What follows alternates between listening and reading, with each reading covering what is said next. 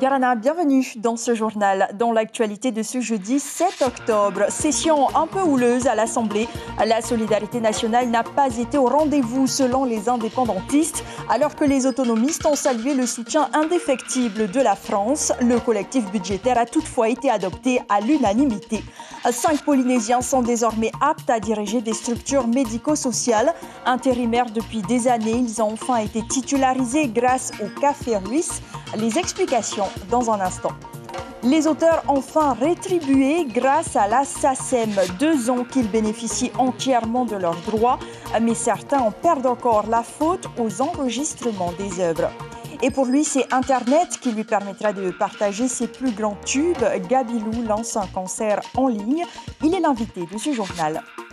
Allier sport et découverte et pouvoir en faire son métier, c'est la possibilité offerte par l'IJSPF à 24 stagiaires issus de tous les archipels. 6 mois d'apprentissage avant de pouvoir décrocher le titre de guide de randonnée. C'est visiblement un tableau de bord qui a convaincu les élus de tous bords. Le 4e collectif budgétaire a été adopté à l'unanimité et personne n'a été oublié sur le bord de route, selon la sénatrice Lana Tetuanui. Mais si personne ne s'y est opposé, la majorité n'a pas été épargnée de critiques pour sa gestion de la crise sanitaire. Les détails avec Caroline Fari et Sandroli. Quand la gestion de la crise sanitaire s'invite dans l'hémicycle, la séance budgétaire offre des échanges cocasses. Entre le goutte d'eau et le néant, enfin, il y a différence, il y a une nuance quand même aujourd'hui. Quand un homme politique retourne sa veste, ça se passe de caricature. Et quand une dame retourne sa robe, là, ça fustige tout le monde. Anthony Géros regrette une aide trop tardive de la part de l'État et une solidarité nationale douteuse. L'élu indépendantiste évoque une non-assistance à personne en danger et choque la sénatrice Lana Tetuanui. Il a fallu qu'on soit dans les top 10 et même au premier rang des top 10 de tous ceux qui ont mal géré la crise et chez qui on a trouvé un taux de mortalité très important pour que enfin la France décide de se lever pour venir apporter sa touche de solidarité nationale en Polynésie. Mais ce qui est plus grave, c'est ce que je viens d'entendre. Mais le prêt, ça n'a rien à voir avec la solidarité, puisqu'il faut remplir des conditions d'éligibilité pour obtenir ce prêt national. J'aurais bien entendu des menaces à l'encontre du président de la Polynésie française, du ministre de la Santé, et prendre comme référence la mise en examen de notre ministre de la Santé, Madame Agnès Buzyn, sur la gestion de la crise, bien sûr que j'ai sursauté. Le prêt garanti par l'État de 35,8 milliards de francs permet d'inscrire des crédits dans les domaines de l'aérien et de la santé, un collectif budgétaire qualifié d'exceptionnel et d'atypique. Nous avons voté un collectif exceptionnel, comme je disais, avec la sauvegarde de Air Titinui pour 8 milliards 100 de subventions, la sauvegarde de la CPS pour 7 milliards 4 et puis 2 milliards 3 pour la santé. De son côté, le représentant Tahuera, Jeffrey Salmon, n'oubliera pas de tacler les élus de la majorité non vaccinés. Une politique générale de santé peut-elle se rendre coupable d'une possible mise en danger de la vie d'autrui, sachant que par ailleurs, la protection conférée par l'immunité naturelle est variable selon les personnes infectées en termes d'intensité de réponse et de durée de protection acquise? Loin de toute politique politicienne et pour l'intérêt général, le collectif budgétaire est adopté à l'unanimité. Notez que les dépenses de santé augmentent de 4% cette année par rapport à 2020. Il est en diplôme de référence. Le Café Ruisse comprenait certificat d'aptitude aux fonctions d'encadrement et de responsable d'unité d'intervention sociale. 5 Polynésiens viennent de décrocher cette certification tant recherchée à l'issue d'une formation à distance. La récompense de nombreuses années d'expérience et de travail. Khalil Yenar et Jérôme Lee. Juste que tu fasses cet appui-là, pas plus. Ok. Noëlla est aveugle. Et pourtant, elle pratique de multiples sports depuis 2 ans et demi. Grâce à cela, plus d'une dizaine de kilos perdus, un poids stabilisé, une meilleure confiance en elle. Elle se sent valorisée, capable de relever des défis, ce qui favorise l'inclusion sociale et professionnelle. Et c'est la mission de la Fédération polynésienne des sports adaptés et handisport qu'Alain dirige depuis 22 ans. Ce diplôme, il vient valoriser et asseoir les compétences, savoir-faire, savoir-être pendant toutes ces années, cette expérience. En fait, c'est d'où la validation des acquis d'expérience. Bien évidemment, il faut aller le défendre. On ne le donne pas parce qu'on a 22 ans de fonction. On ne donne pas ce diplôme-là. C'est une capacité aux fonctions d'encadrement et d'unité d'insertion sociale et c'est quand même très important. Sandra gère un centre pour enfants et adultes atteints de polyhandicap depuis 2006. C'est en 2017 qu'elle devient directrice adjointe des 4 centres de la fraternité chrétienne, mais elle a intégré il y a 22 ans déjà. Je commençais stagiaire, monitrice éducatrice spécialisée.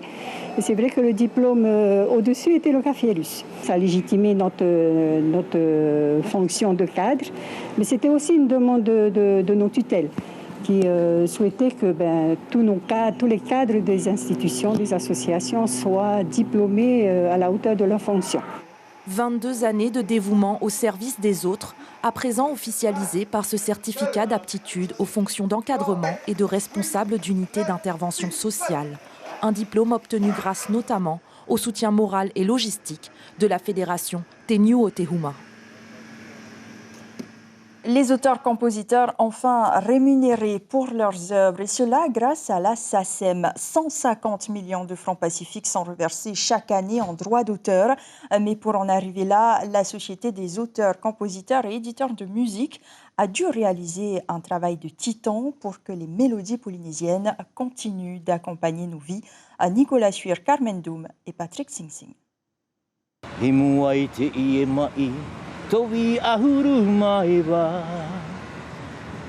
Bon. Écrire une chanson et en trouver la mélodie, c'est tout un art dans lequel les Polynésiens sont prolifiques. Par contre, toucher des droits d'auteur pour ces créations n'était pas si évident il y a quelques années. Mais depuis 3 ans, la SACEM a une antenne en Polynésie française et la situation a changé. Jusqu'à maintenant, ils avaient le détail de leurs droits à l'international, mais ils avaient juste un montant global sur leurs droits en Polynésie. À partir de la répartition du mois d'octobre, ils vont avoir également le détail de leur répartition de tous leurs droits en Polynésie. Donc d'où ça vient, est-ce que c'est radio, télé, est-ce que c'est de la musique d'ambiance, etc. Aroma Salmon s'était affiliée à la SACEM France il y a 15 ans. Avant qu'elle n'ait une filiale au Fénois, c'était à l'époque de la SPACEM. Avant que la SACEM Polynésie s'installe, il y avait bien sûr une structure qui était pas aussi fiable que celle-ci. Aujourd'hui, la SACEM, sous le regard et le contrôle bienveillant de la SACEM France, est une structure qui est fiable, qui fonctionne très bien. La SACEM s'est rendu compte que les auteurs-compositeurs n'étaient pas toujours bien protégés, car parfois mal référencés en Polynésie. Il y avait énormément d'œuvres polynésiennes qui n'avaient pas été déposées du tout ou pas déposées correctement, et donc elles n'étaient pas protégées et donc n'engendraient pas de droits d'auteur. Donc avant toute chose, avant de commencer à les collecter des droits d'auteur, la première chose à faire a été de mettre à jour tous ces catalogues, donc de rappeler tous ces artistes. Pour le moment, on ne peut pas encore aller au bureau déposer nos droits. On nous demande de faire par Internet. Tu vois. Et c'est ça un petit peu le problème en ce moment. On ne connaît pas tellement l'Internet, comment il faut aller sur le site de la SACEM. Et la SACEM s'occupe des droits d'auteur, mais aussi du développement de la musique polynésienne. Elle aide à la création musicale, de clips par exemple. Elle offre des instruments de musique traditionnelle et son prochain projet est décerner un prix pour la meilleure composition musicale du Heiva. La SACEM de Polynésie prend toutes ses missions au sérieux.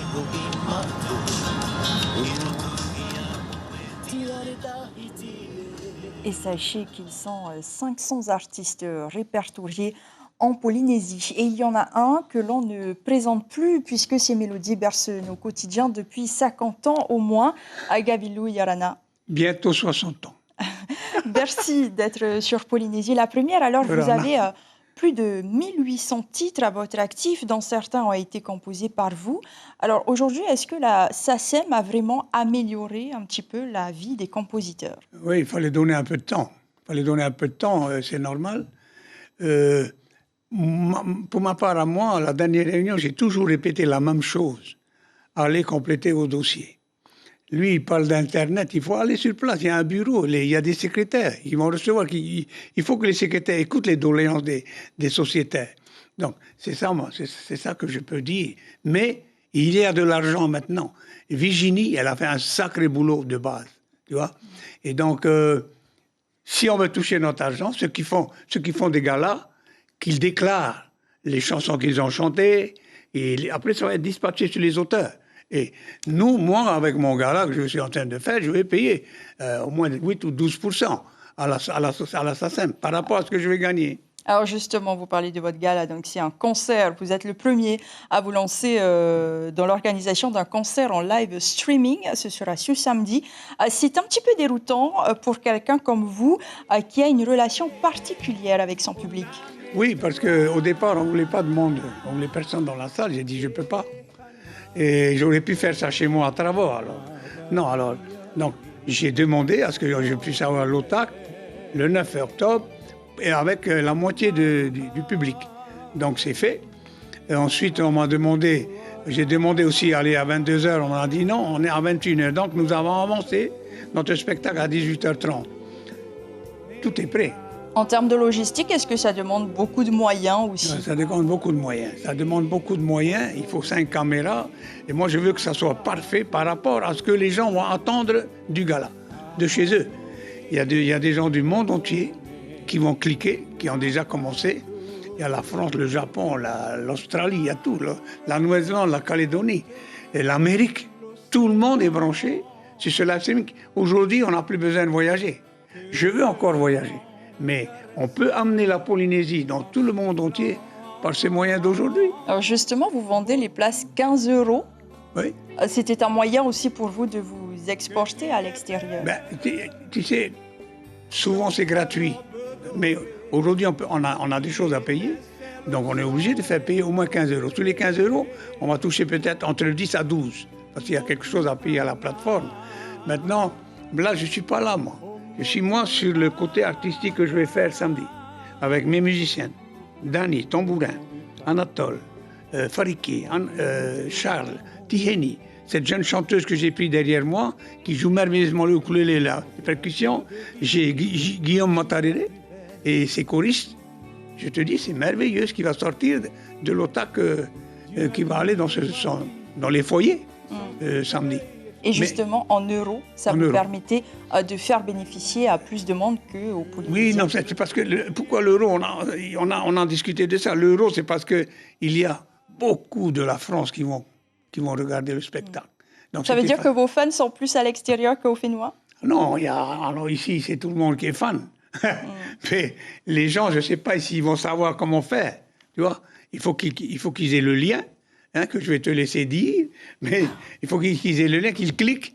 Comme ça, ils restent chez eux, ils ne peuvent pas venir, il n'y a plus de place. Enfin, il reste quelques places. Ceux qui veulent, ils n'ont qu'à appeler, il y en a. Maintenant, moi, je suis plus là.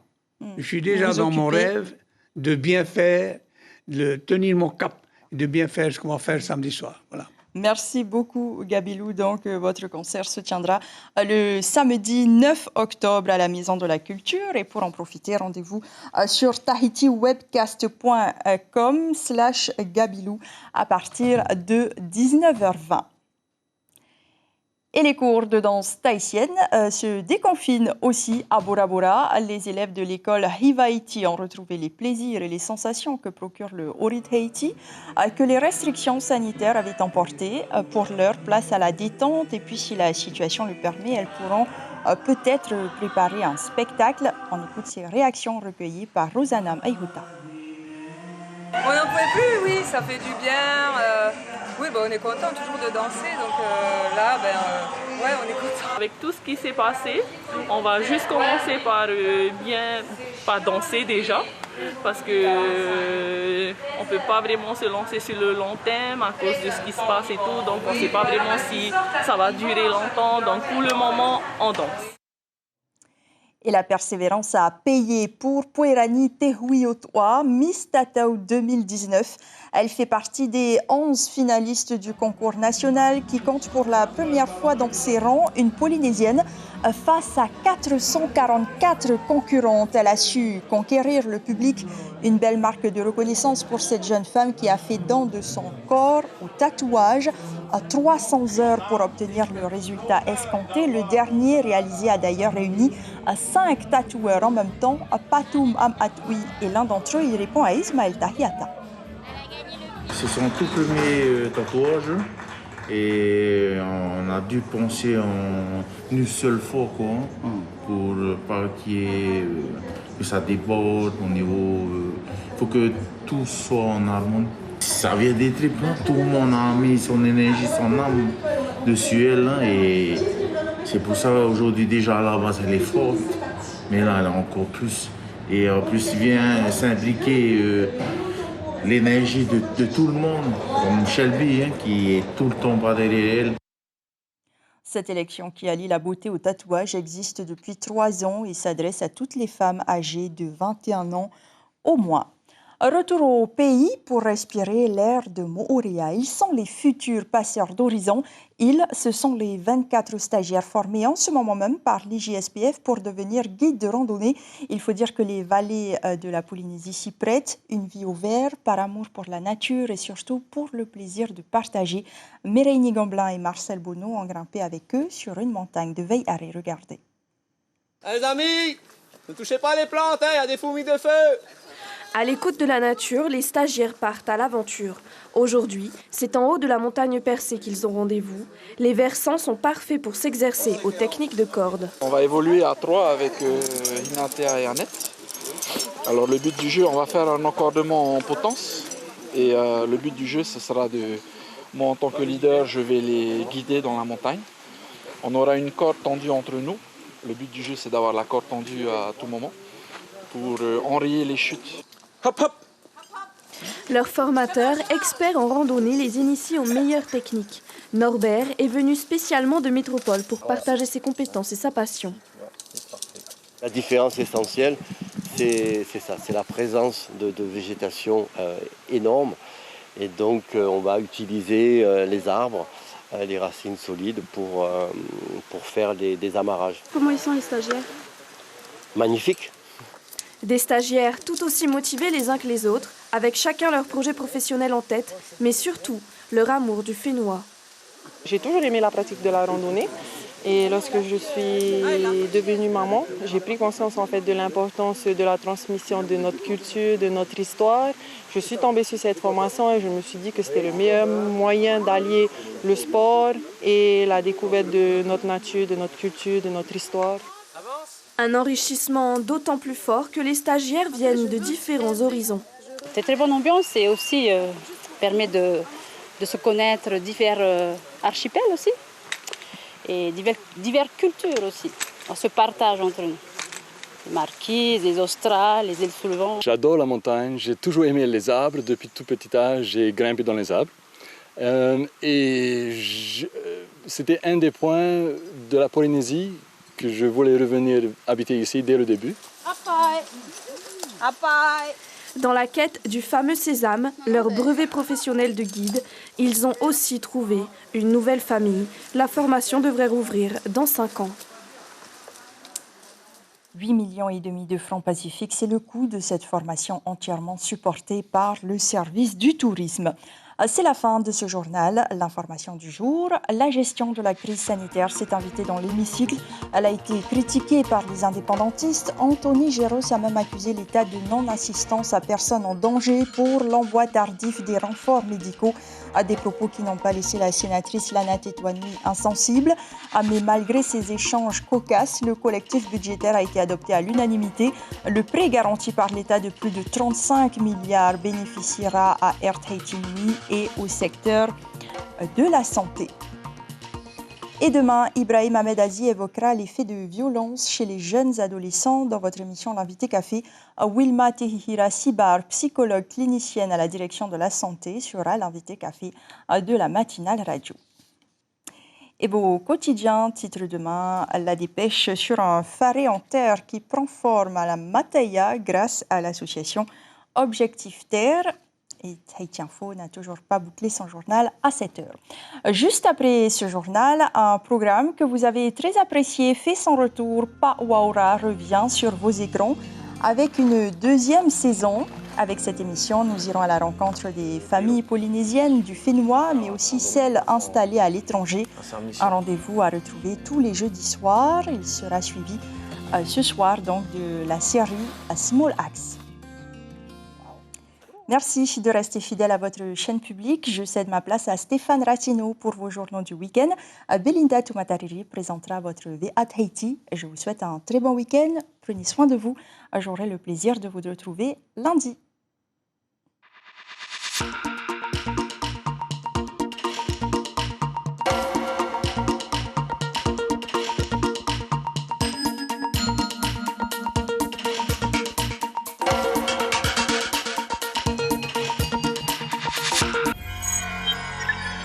Retrouvez ce programme en replay sur notre site internet.